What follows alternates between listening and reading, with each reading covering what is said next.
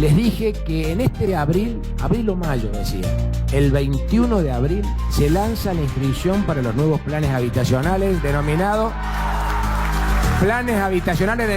Tenemos Futuro. Tenemos Futuro. De lunes a viernes, tu jornada arranca con información y noticias, pero contadas por los principales protagonistas. El Arranque. Política, economía y actualidad. Todo lo que pasó y de lo que se va a hablar el resto del día. Un espacio donde se escuchan todas las voces y en perfecto equilibrio. El Arranque. Un completo magazine diario político. Pionero en el mundo digital y el streaming. Con numerosos premios y reconocimientos. El Arranque. Con Maxi Lecky. De lunes a viernes, 10:30 horas. Por Radio Sónica. La radio más escuchada de Internet. Si pensás en una renovación total, pensá en un especialista. El Emperador de los Pisos. Especialista en pulido, plastificado e hidrolaqueado. Arreglos en general. Además, reparación y colocación de pisos.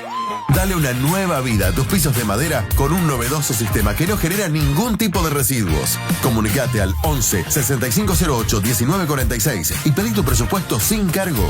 Entérate más en Instagram. El Emperador de los Pisos. 11 6508 1946. Fumigamos para prevenir el dengue en los barrios y en las localidades de Almirante Brown. Esta enfermedad no se transmite de persona a persona. El único transmisor es el mosquito. Por eso, necesitamos que tapes, laves, tires y gires todos los recipientes que acumulen agua y que permiten que la Aedes aegypti se reproduzca. Combatamos al mosquito para ponerle freno al dengue. Todos somos Brown. Seguinos en Twitch como Radio Sónica. Llegamos a vos como sea, pero llegamos. Existen muchas tecnologías destinadas a la comunicación. Existen diferentes medios y formatos. Y existe una radio que unifica a todos.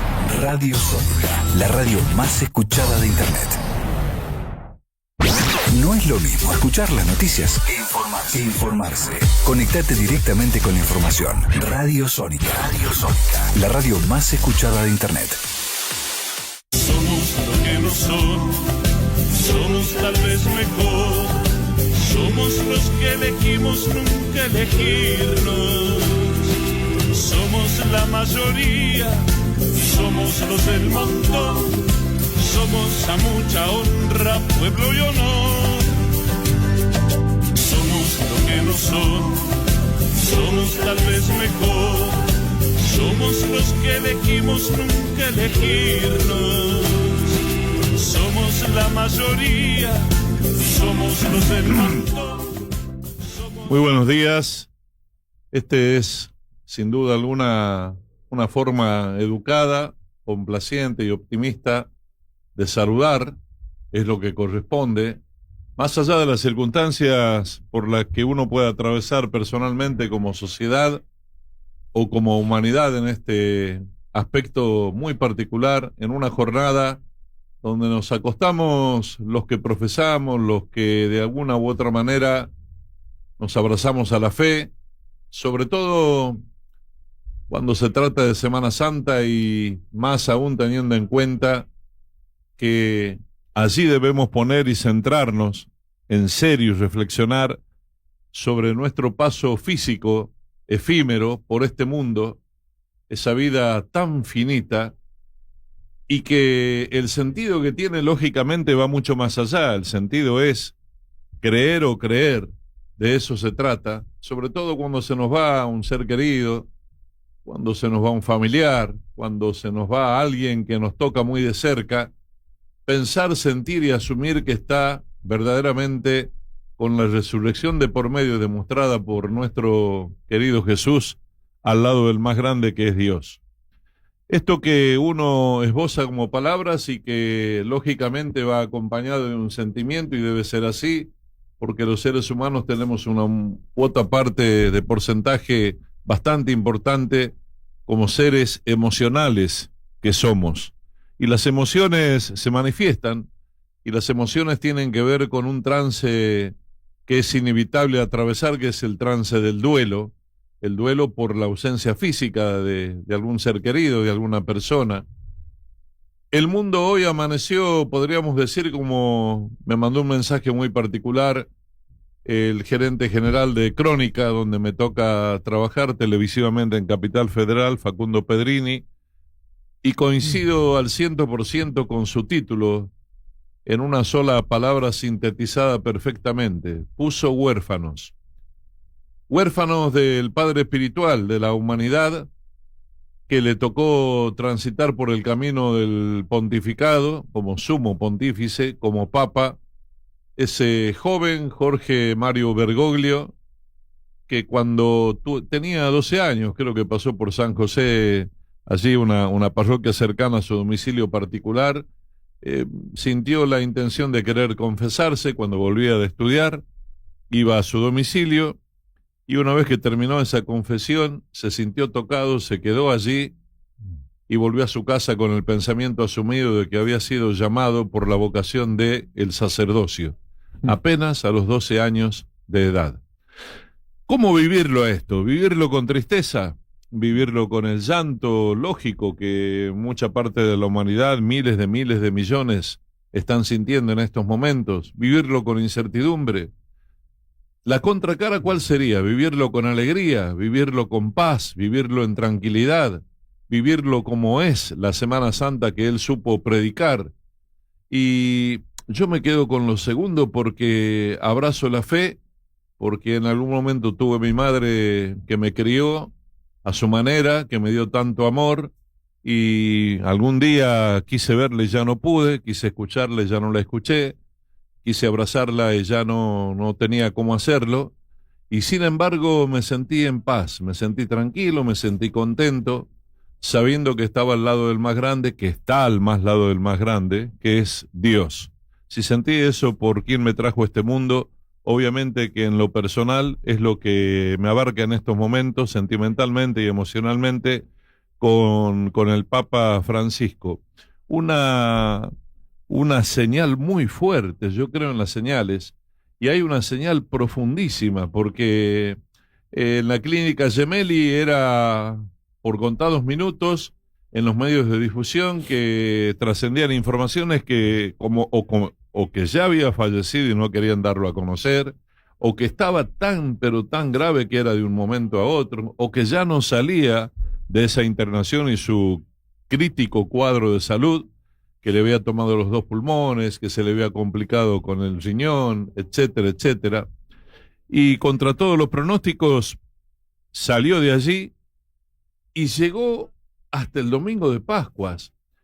Contra las indicaciones médicas, ayer el Papa recorrió la Plaza de San Pedro, más de 35.000, 40.000 personas que se convocaron allí.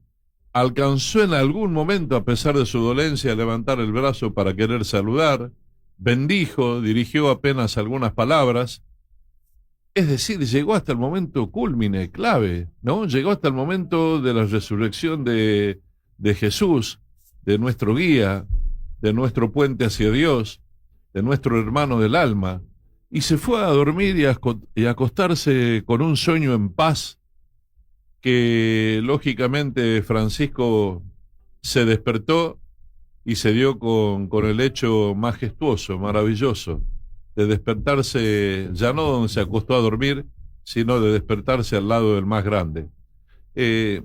Esto yo lo tomo de esta manera, con mucho respeto hacia la gente que lógicamente manifiesta su duelo a su forma, y hay que ser en eso, lo acabo de mencionar, muy, pero muy respetuoso. Dicho esto, abrimos la mesa de un palabreando muy especial, donde tenemos material, tenemos anécdotas, tenemos hasta música que tiene que ver con el tema del día de hoy. Pero bueno, estamos en la mesa con René. René, ¿cómo te va? ¿Cómo estás? El gusto de saludarte. Buenas tardes, Sergio. Buenas tardes, Ariel.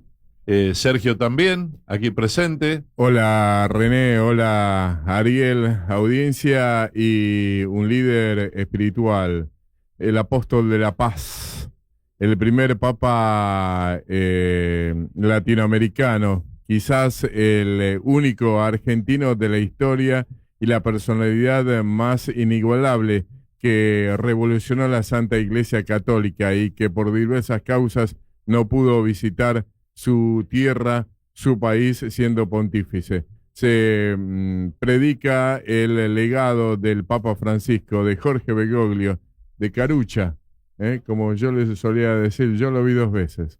Una en el subte, que lo reconocí. Ah, muy bien. ¿Te imaginas el salto que di? Se sonrió y bueno, me dio sus bendiciones. Y después, bueno, la iglesia ya de... Sencillo como era. De Flores, sí, exactamente. Un Papa Francisco que nos enseñó a acercarnos a la iglesia, a rezar, a ser revolucionarios en pensar en respeto del otro con las virtudes propias. Ese es para mí el más legado. Y una de las frases que siempre recuerdo y que siempre trato de hacer es de hacer la paz. Dejémonos de perder la vida y hagamos la paz, dijo una vez en su homilía el Papa Francisco. Por supuesto, cuestionado en algunos sectores aquí en la Argentina, en su país, en su tierra, en el único país cuestionado. Quizás por eso somos argentinos y somos como somos, cuestionado por su pensamiento. Y él iba un poco más allá, siendo el Papa Francisco el de todos, siendo de que respetemos el pensamiento del otro, pero que no hagamos la guerra. Aquel viejo tema de que nadie es profeta en su tierra, ¿no? También, exactamente. También le cabe a él esa cuestión que viene de antaño, muy querido en el resto del mundo. No digo que acá en Argentina no haya gente que lo quiera, que lo ame, que lo esté sufriendo en su ausencia física, que le esté rezando al más grande, a Dios, para que lo acoja allí a su lado, que seguramente es donde se encuentra. Pero bueno, el cuestionamiento de por medio, eso que es muy de nuestro país, es muy de nuestra idiosincrasia. Somos... pero es de... Siempre estamos ahí señalando. Claro, somos así, tenemos que asumirnos de esta manera. Y Francisco nació a la vida en el seno de esta sociedad de la que estamos hablando, la nuestra. Y era un genuino representante de nuestro país. Tal vez, quizás esa sea una de las razones por las cuales no retornó durante su pontificado a recorrer su país, sí, rebelde, polémico, como cualquier argentino. Y eso es como contradictorio la como también, cualquiera ¿no? de nosotros también. Esa es como la crítica y el dolor que tiene el argentino de que no vino hacia nosotros, pasó por al lado, estuvo creo que en Brasil, Chile, ¿no? En Chile, Brasil. Estuvo cerca. Y no vino. ¿Y qué será? ¿Qué pasó que no vino? ¿Qué hay en el medio? Porque algo debe haber. Y el argentino lo esperaba, estaba orgulloso el día que veíamos el Papa era argentino, sí, y sin seguro. embargo el Papa nunca quiso volver a este país. Tal vez hubo ahí una cuestión a la que me referí oportunamente que tenía que ver internamente con él, en esa situación de no tener una fácil convivencia consigo mismo entre las ideologías de Jorge Mario Bergoglio y el pontificado de Francisco. Me parece que a veces Bergoglio le ganaba a Francisco cuando se trataba de Argentina, pensaba más como un argentino más, el lugar donde nació, el lugar donde estudió, el lugar donde le surgió su vocación, el lugar donde comenzó a ejercer. Y entonces, probablemente eso, y todo lo que le haya tocado pasar, haya primado por sobre su investidura papal, y eso le haya generado alguna que otra controversia interna con la cual nunca terminó de ponerse de acuerdo consigo mismo. Pero, a ver, ¿significa eso para tener en cuenta una actitud de denostarlo, de tirarlo abajo, de criticarlo, de cuestionarlo? Me parece que deberíamos quedarnos con algo que el más grande de todos supo decir: el que esté libre de pecados, que arroje la primera piedra. Exactamente. Juzgar es una posición muy cómoda. ¿Desde a dónde? Muy cómoda. Uno está ahora en un estudio de radio y uno puede decir aquí en Sónica, y sí, tendría que haber venido, ¿qué le costaba? Se tomaba un avión, estaba cerca, estaba en Brasil, estaba en otros países aquí, que colindan con Argentina, y sí, tendría que haber venido. Uno lo dice desde aquí. Ahora, sabrá las razones por las cuales estar sentado allí, liderar miles de millones de almas, espíritus, de personas, de mentes, de emociones en todo el mundo, y recién poder opinar, ¿no? Es toda una cuestión de por medio también, es muy sencillo hacerlo. Está bien, o sea, ¿y por qué fue entonces sería la pregunta? ¿Por qué fue al lugar a Chile y por qué fue a Brasil? Bueno, y habrá que ver, la vida... Pero yo me quiero quedar con esa enseñanza que él me dejó. Me acercó a la iglesia, me hizo revolucionar en cuanto a mi propio pensamiento y que no voy a perder tiempo en la vida haciendo la guerra, sino tratando de unir hacia la paz. Sí, Francisco abonó eso que yo vengo tratando de instalar desde los medios de difusión donde me toca trabajar, desde los escenarios artísticamente, que es que la revolución de la paz, tenemos que ir por la revolución de la paz. Son tiempos del odio, son tiempos de agravios, son tiempos de discusiones subidas de tono, son tiempos de la familia disgregada, son tiempos de distanciamientos, son tiempos de especulaciones, son tiempos de codicia, son tiempos de ambiciones desmedidas, son tiempos de materialismo, de capitalismo y de consumo, y el antagonismo de todo eso, o el antídoto para curarnos de eso, no es otra cosa que el encuentro, el acercamiento, el involucrarnos, el encontrarnos, y a partir de un denominador común que nos una a todos por igual, que es la paz. Pero para lograr la paz, eso requiere de valentía. La valentía de no reaccionar ante la desubicación de algunos o de varios, la valentía de tener templanza, la valentía de matar las palabras hirientes con el silencio prudente, la valentía de proponernos y lograrlo finalmente. Y él desde su papado lo supo predicar a esto, hizo mucho hincapié. Uno de sus ejes fue la paz, el otro eje fue, lógicamente por su raigambre, su origen jesuita, los pobres, los enfermos, los desposeídos, los corridos del sistema, los que el capitalismo en el mundo no los tiene en cuenta, y lo estamos viviendo aquí en Argentina, un papa que sufría mucho por la gente en situación de calle. Los inmigrantes. Los inmigrantes, la gente que no tiene, lógicamente hoy, para alimentarse como corresponde, que lo hace de manera intercalada o salteada, sufría y le dolía mucho eso, ¿no? Sí, pero nunca se reunió con los líderes de que hoy están en guerra, ¿no?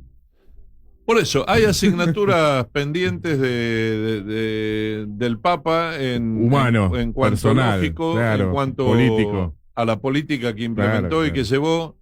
Las razones se han ido con él, las razones habrán pasado por su mente, las habrá pensado. En algún caso a alguien le habrá comentado algo, y en muchos casos tal vez fue introspectivo y se lo guardó para sí mismo, o lo habrá hecho en una oración muy particular e íntima con Dios o con Jesús. Pero bueno, también también esa ideología que lo dejaba por ahí fuera de tantas casas, de tantas familias, porque esa posición que tomaba tan dura, radical. Sí.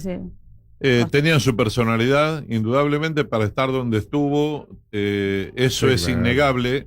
Convengamos que un papa que vivía en un departamento en el Vaticano, él inauguró un espacio que los papas anteriores jamás utilizaron. Era una habitación de 4x4. Era una habitación, no era un departamento con comedor, con cocina, con balcón, nada que ver. Era su cama, su baño incorporado, como una pieza de hotel. Sí, de un hotel, pero no un hotel lujoso, sino un hotel, diríamos, 2 estrellas, un hotel muy común dentro del Vaticano.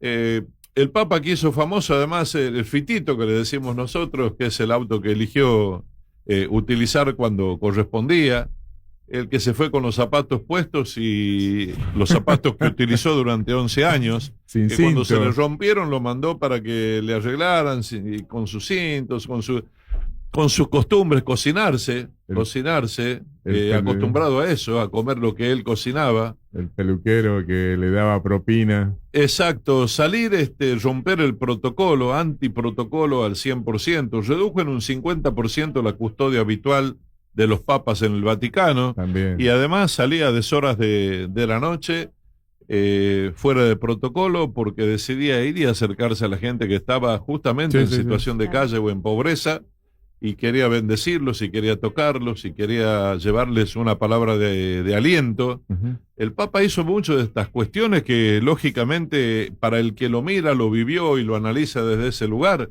es muy fuerte, es muy gratificante, tanto como la contracara de la moneda a la que nos estábamos refiriendo recién. Un ser humano al fin, llamado por Dios a ser ungido como su representante en el mundo, creo que lo hizo a su manera, como lo marca la canción, a mi manera, y la verdad que son respetables todas las opiniones y todas las posturas, para eso estamos, para eso es la democracia, pero tenemos que reconocer de que ha marcado una historia en Argentina, en Latinoamérica e indudablemente en el mundo, y deja un legado que no le va a ser nada fácil al cónclave poder decidir sobre o la continuidad de este modelo iniciado por Francisco o la contracara, ir hacia el retorno de la iglesia totalmente tradicional y conservadora. Y sí, o un papa negro, o qué catolicismo de parte de un papa de Europa. La verdad que se vienen momentos muy difíciles. Así es. Bien, lo que tenemos es musicalmente algo que hay una intro. Yo le compuse un tema en el 2013, cuando él fue ungido sumo pontífice. Fue ese 13 de marzo, estaba en el dormitorio de mi casa.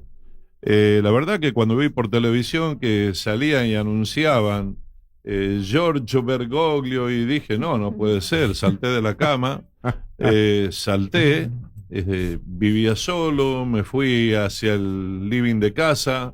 Lo primero que hice fue tratar de hacer catarsis, tomé la guitarra, me dirigí hacia un salón comedor grande que tenía donde vivía en ese momento, donde tenía buena acústica, y ahí solía ensayar y componer temas, en fin, en mi faceta artística, y me puse a esbozar la melodía y la letra de la canción, que se llama obviamente Francisco, que después se la hice llegar por intermedio de una persona, que me dijo esta persona que estaba muy, pero muy agradecido y emocionado por la calidez de la letra, y que no se sentía merecedor de esa descripción, lo cual me había demostrado a la distancia semejante humildad de una persona que se haya tomado el tiempo para escuchar algo de alguien de Tucumán, 1.200 kilómetros de Capital Federal, de donde soy oriundo, y más aún desde Tucumán hacia el Vaticano, mucho más lejos todavía. Pero era la papa del fin del mundo, ¿no? Claro, y bueno, me llegó, me tocó, quedó una asignatura pendiente, que era el hecho de poder ir a visitarlo, porque existía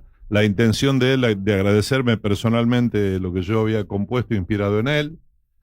Son cosas que a uno lo gratifican, que las llevo dentro de mi persona y que lo siento como una señal del más grande que es Dios. Esa canción tan especial, hoy la vamos a compartir aquí en Sónica para todos los que nos están escuchando, con la alegría de saber que hay un hermano, Bergoglio, Francisco, que en estos momentos debe estar sonriente, debe estar en paz, debe estar muy feliz al lado del más grande, comprobando que su fe no ha sido en vano. Francisco, para todos ustedes.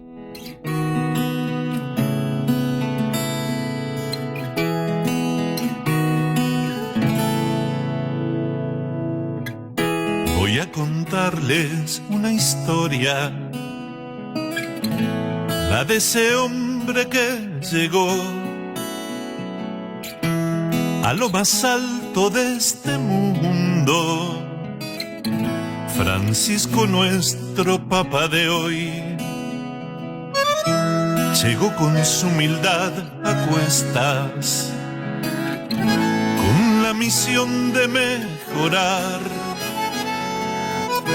la vida de los que no tienen. Francisco el Papa rezará, si todos pueden ser más solidarios y más hermanos, compenetrados con el otro, con el ejemplo de Jesús, si todos pueden ser ser más solidarios y más hermanos, compenetrados con el otro, con el ejemplo de Jesús. Francisco quiere que esta iglesia salga a la calle a predicar, estando al lado de la gente, para acercarse y ayudar.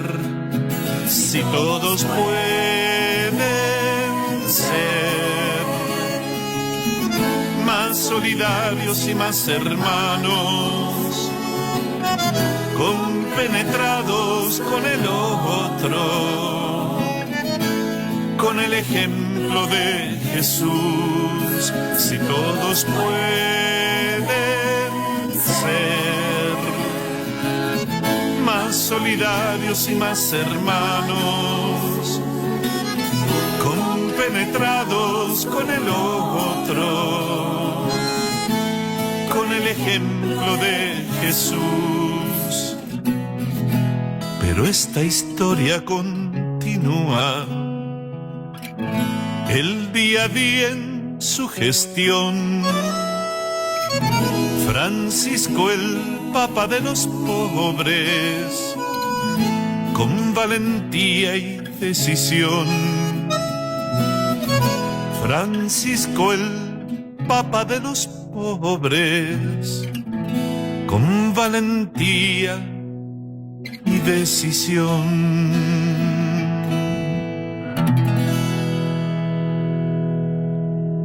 Somos lo que no son, somos tal vez mejor, somos los que elegimos nunca elegirnos, somos la mayoría, somos los del montón, somos a mucha honra, pueblo y honor. Bien, el tema musical al que hacía mención lo voy a sintetizar muy rápido. Para un artista no es muy común el hecho de inspirarse y esa inspiración que lo lleve a uno al momento, al instante, en una hoja en blanco, como a mí me gusta trabajar cuando se trata de componer canciones, a la vieja usanza de lapicera en mano, no con computadora. Y el hecho de empezar a escribir sin corregir la métrica, el verso, la rima, la melodía al compás de lo que uno va escribiendo.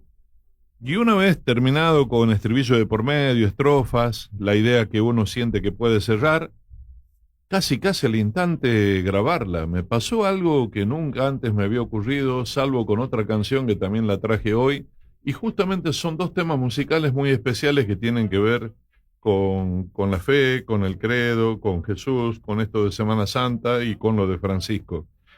No sé si alguna vez se me podrá brindar otra posibilidad así de volver a componer y escribir al instante. Escuché que León, que Gieco, cuando compuso Solo le pido a Dios, fue también una cuestión así espontánea, llamativamente para él, que no le había llevado tanto tiempo para nada y que eso lo había motivado y lo había impresionado en su momento. Pareciera ser que hay como una cuestión muy especial cuando se tratan de este tipo de cuestiones, donde para mí, reitero, creo mucho en las señales y llegué a manifestarlo sin demagogia, sino con una absoluta humildad, lo cual peleo y lucho día a día por acercarme más a la humildad y alejarme de la soberbia de los seres humanos, de la propia en particular. El hecho de decir de que mis dedos fueron dirigidos por el de arriba y la letra no la compuse yo, evidentemente habré sido un instrumento para volcar algo que había que hacerlo a través de alguien y me tocó a mí, porque cuando leo la letra, cuando escucho la canción, tanto esta como la que enseguida vamos a compartir, no me siento autor ni de la letra, ni de la melodía, ni de la interpretación, honestamente, no. Lo digo sinceramente desde lo más profundo de mi corazón y de mi alma y me siento gratificado al poder decirlo. Bueno, dicho esto, la vida continúa y la vida es eso que nos espera. hay un contraste, porque la vida es un contraste entre un acompañamiento fúnebre que uno puede ver que va pasando, hace silencio, algunos apelan a santiguarse, a persignarse, en fin, y al mismo momento que pasa eso, uno gira la mirada y ve cómo desde un sanatorio, supongamos, sale una pareja con un bebé con pleno llanto en sus brazos, una vida que acaba de llegar y toda la alegría que eso implica y significa. Y uno dice, la vida y la muerte, ahí se acaban de cruzar, una con otra, ¿no? Y es el contraste. La vida es esto, se trata de continuar y de seguir. Y hay hechos que nos han marcado, y hechos que quedan en un calendario cada 2 de abril, por ejemplo, en el tema de Malvinas. Y es como que una cuestión aquí, los argentinos somos muy exitistas. Hay que esperar hasta el 2 de abril del año 2026 para que recién sea noticia y volvamos a hablar y tengamos un invitado y hablemos de su inquietud. Me parece que deberíamos ser disruptivos. Como dijo Francisco, que hoy lo vamos a tratar de tener presente a lo largo de todo el programa, hagan lío, rompan con todo esto, no sean tan estructurados. Vayan por lo suyo, tienen que animarse, tienen que ser rebeldes, vivan con mucha energía. Por eso Bravo 25, un puñado de valientes. Carlos Gigliotti, que nos quedó pendiente del lunes anterior. Carlos. Palabra empeñada, palabra cumplida, la de él, que vino muy bien acompañado, y la nuestra de recibirlo. Ahora sí, con toda la predisposición de por medio, Carlos, saludarte, ¿qué tal? ¿Cómo te va? ¿Cómo estás? Chicos, ¿cómo le va? Un gusto, gracias por realmente. compartir el palabreando de hoy. Pues es que te estaba escuchando. Sí. Y cuánta razón tenés. Me meto en una conversación. Sí, por favor, con mucho gusto. Disruptivo. Sí, por Empezamos favor. por otro lado. ¿Ustedes no se dieron cuenta que la historia argentina es muy particular? Nosotros festejamos la muerte de los próceres. En todos los países del mundo desarrollado festejan el nacimiento. El natalicio. Exacto. Algo debe ser, ¿no? Exactamente. Tiene que ver con algo, sí. Bueno, este es un país donde el morbo está a la orden del día, donde el rating lo estamos viendo permanentemente, se sacude y se lleva de un lado a otro para tratar de captar la atención a partir del morbo que hay en buena parte de los argentinos. Carlos, Bravo 25, un puñado de valientes ya tantos años después, del 82.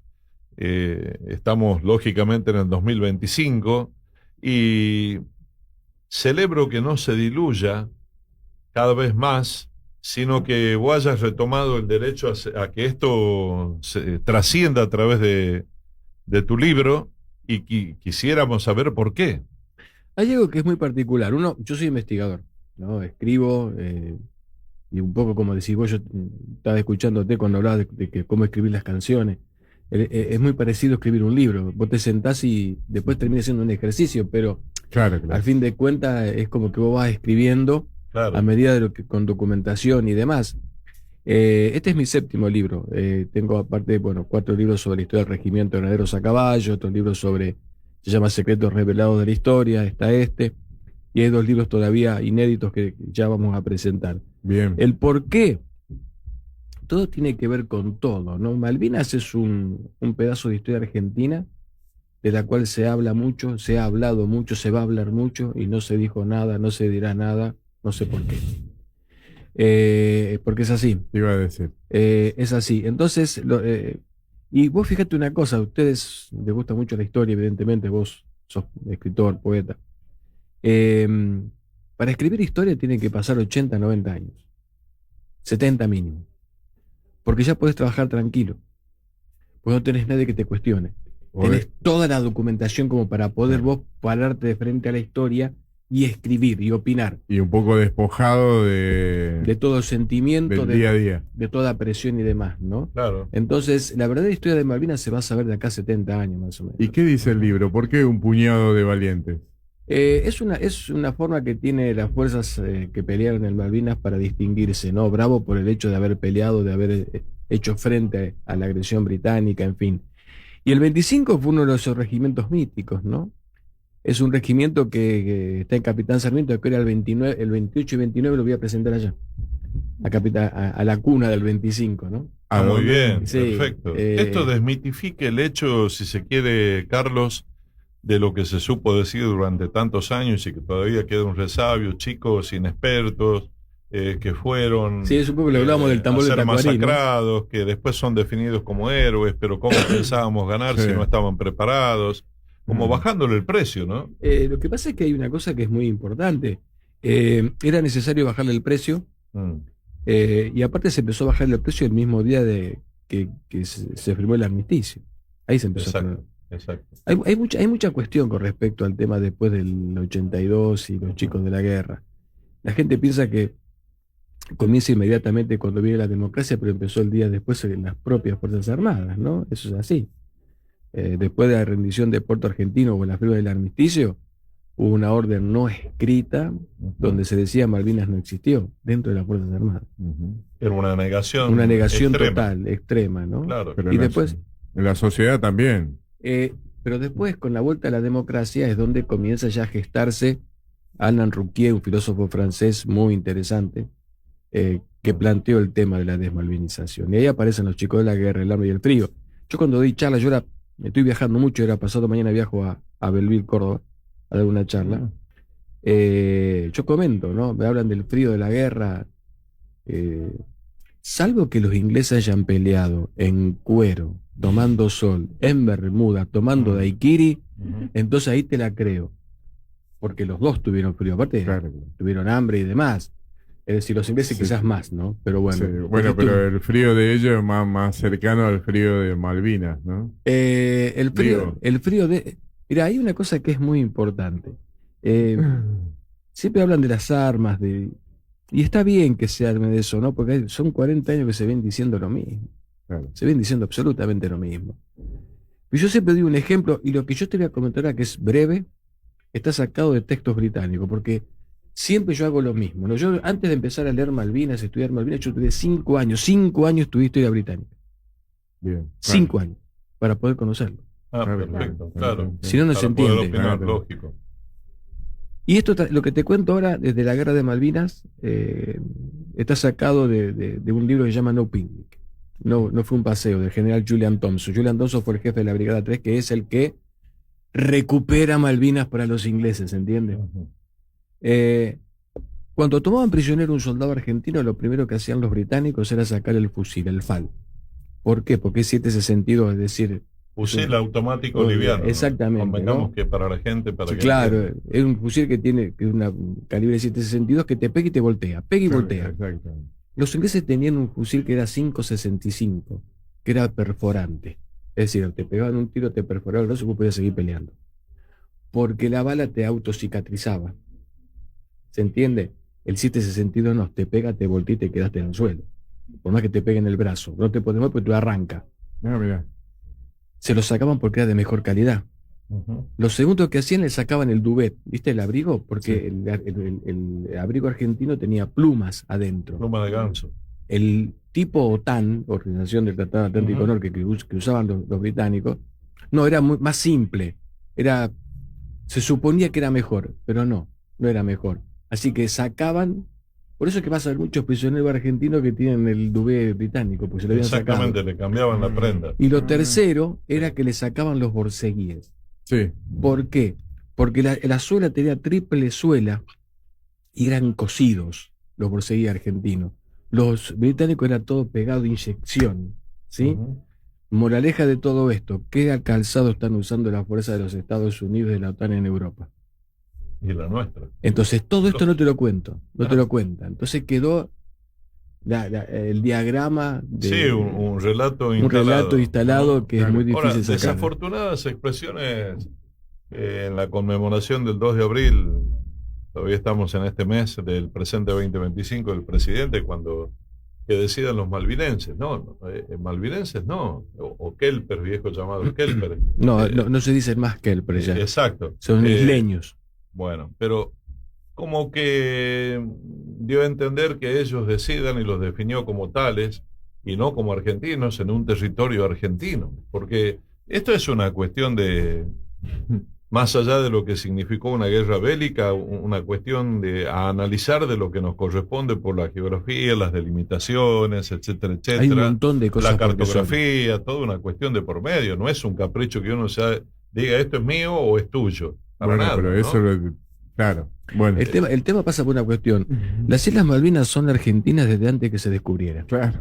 Bueno, pero digo, No, mira. alguien tendría que asesorarlo al presidente y escribirle mejor los discursos. Lo que pasa es que Lógico. hay una resolución, que es la resolución 2065, que es la mayor victoria diplomática argentina en toda la historia, donde se logró que 147 países voten esa resolución para que Argentina y Gran Bretaña se sienten a negociar el tema de la soberanía, bajo el concepto de los intereses de los isleños y no de los deseos. Con eso se echa por tierra la autodeterminación de los pueblos, no existe. Es ahí donde se falló. Lógico. ¿No? Se falló con lo que vos estabas comentando. Ahí ¿no? está. Carlos, en estos tiempos, distintos presidentes avanzaron para llegar a través del diálogo la recuperación de Malvinas. Hubo algunos avances y hubo otros retrocesos muy significativos. ¿Podés decir algunos cuáles y cómo estamos ahora? Desde 1833, cuando da la usurpación, inmediatamente después de eso se comienza con los reclamos correspondientes. Nunca se dejó de reclamar, siempre se reclamó primero en línea directa con la corona británica, y a partir de la creación de las Naciones Unidas en 1946, la cuarta o quinta carpeta que entra al Departamento de Colonización de la ONU es el reclamo argentino.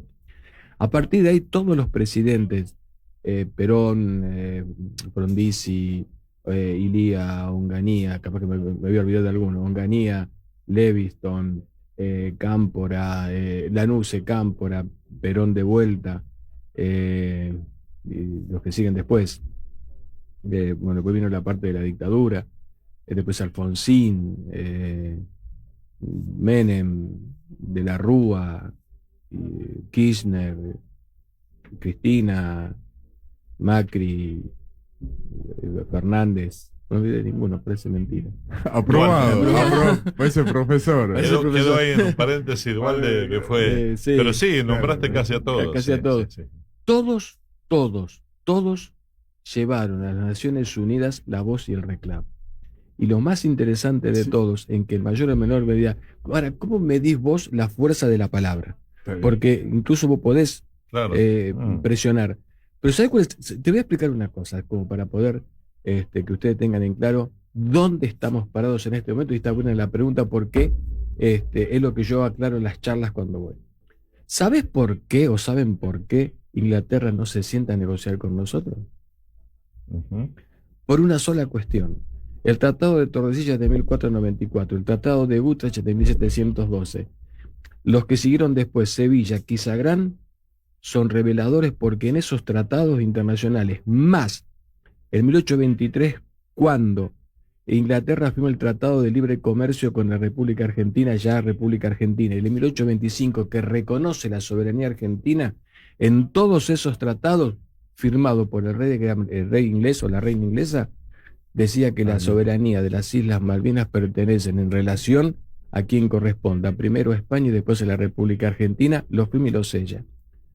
No se pueden sentar porque eso avala que son nuestras, amén de que están cercanas a la costa, que están en la plataforma, pero esos 5 documentos son destructivos para la posición británica. Autodestructivos para ellos. Y entonces acá viene la conclusión final. El único derecho que tiene Gran Bretaña es la fuerza, nada más. Carlos, te agradecemos mucho la visita. Perdonen la voz. No, por favor. Y simplemente para finalizar una cuestión no menor. ¿Te llamaron? ¿Ofreciste tus conocimientos? ¿Hubo un intento tuyo de aportar? ¿O hubo una inquietud de algunas esferas del gobierno con esto que acabas de mencionar, tu investigación de por medio y tu conocimiento para aportarlos en función del objetivo de que alguna vez podamos recuperar la soberanía que es nuestra sobre las Islas Malvinas? Mira, primero 2 cosas. Primero, el mundo gira demasiado rápido, como dijo un poeta español, y tarde o temprano las Islas Malvinas va a ser Argentina. Más todavía que la inteligencia artificial y la tecnología lo hace girar más rápido al mundo. Con respecto a si me llamaron, Yo soy el subdirector de la Dirección Gesta de Malvinas del Senado. Tuve la suerte de que el director Nicolás Casanseu, que es una persona veterana de guerra, lo conozco.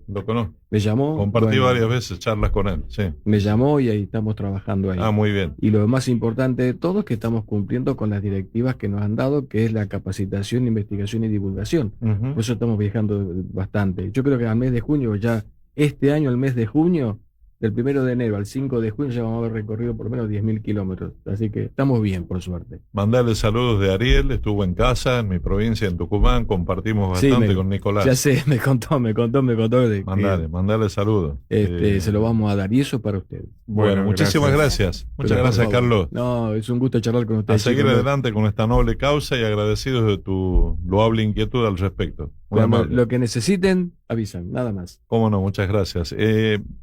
Vamos a ir a una pausa con otro de los temas.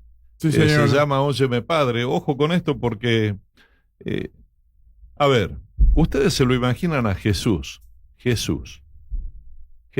en el año 2025. Jesús viendo los candidatos que recorren, que quieren ganar acá en la ciudad, con la gente en la calle, con familias en situación catastrófica de indigencia. Jesús sabiendo que Argentina tiene ahora más pobres que antes, y dice el gobierno que merma y otro gobierno que llega que sube.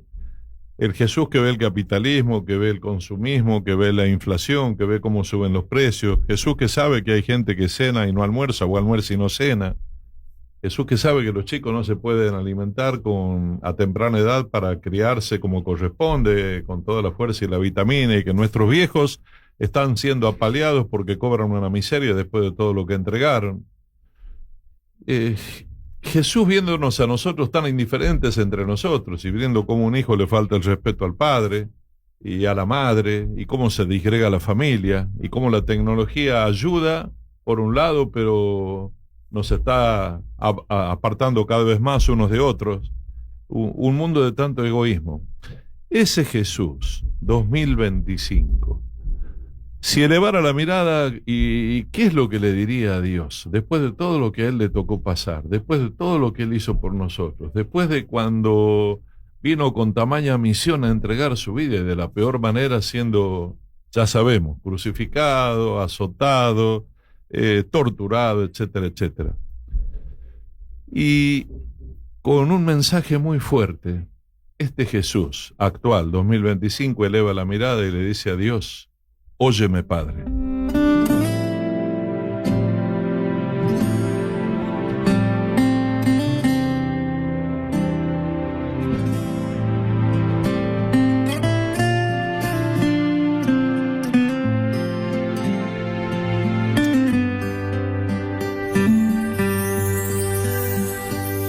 Óyeme, Padre, que no entiendo lo que pasa.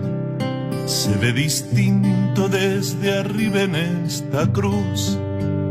Si son aquellos los que juran por tu nombre, los que se mienten y se engañan entre sí. Óyeme, Padre, porque hicieron diferencias. Si aún no entendieron, son iguales ante ti.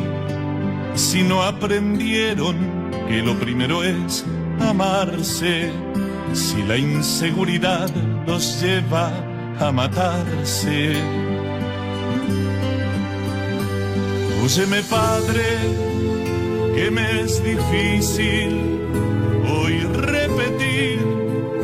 No son conscientes de lo que hacen, y si lo fueran, ¿qué importaría si luego te piden perdón? Y si lo fueran, ¿qué importaría si luego te piden perdón?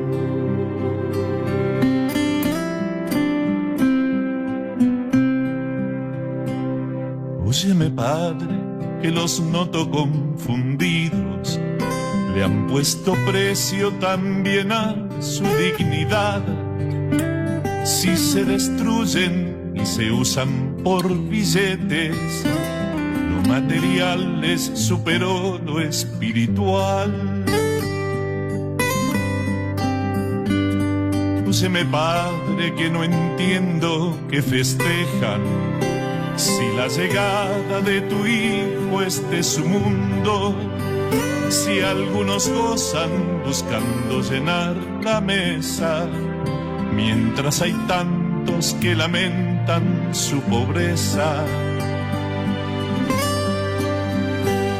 Escúcheme, padre, que me es difícil hoy repetir, no son conscientes de lo que hacen, y si lo fueran, ¿qué importaría si luego te piden perdón? Y si lo fueran, ¿qué importaría si luego te piden perdón? Óyeme, padre, que ahora entiendo lo que pasa. Nos piden cuando más necesitado están, y si están bien se olvidan de saludarnos. Se ve distinto desde arriba en esta cruz. Yo estuve abajo y di mi vida por su amor.